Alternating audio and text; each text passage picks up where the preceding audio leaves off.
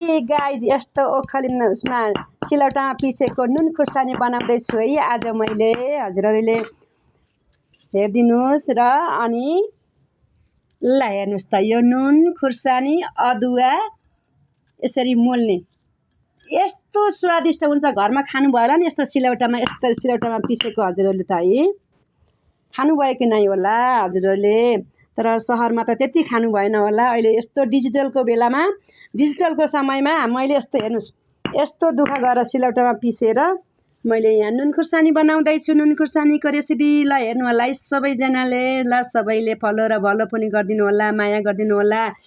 अब यसलाई मैले मोल्छु, थोरै टिमुर नुन राखेर मोल्छु है।